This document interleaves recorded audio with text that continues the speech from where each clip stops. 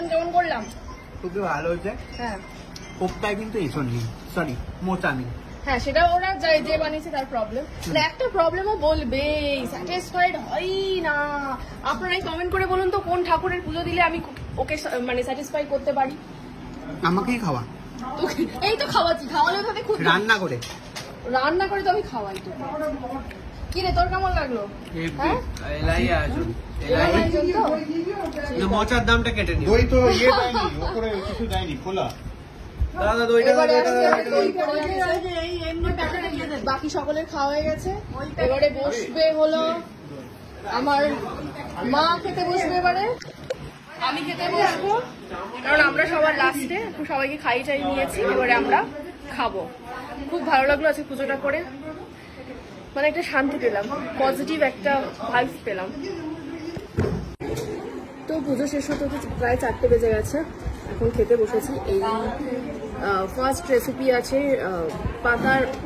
লাউ পাতা বাটা, অসাধারণ খেতে হয়েছে। গরম গরম থাকলে আরো ভালো। কেমন লাগছে? ভালো লাগছে, লাউ পাতা বাটা ভালো লাগছে। ভালো লাগছে না? ভালো হয়েছে। আমাদেরকে পরিবেশন করছে আমার ভাই, মা। হ্যালো, বলছি দাদা আপনার তো খাওয়া হলো, করে চলে আসুন না। ডাল, ওই তো ডাল আছে। হ্যাঁ তারা খেয়ে দিতে আবার দিবি। এবারে খাচ্ছি পটল পোস্ত দিয়ে, অসাধারণ খেতে হয়েছে। আমি 3টে পটল পোস্ত নিয়ে নিয়েছি, পটল আর সাথে কোপ্তাও দিয়ে গেছে। ভালো হয়েছে, ভালো হলো না আইটেমগুলো চুজ করা হয়েছে। বাড়ি চলে গেল,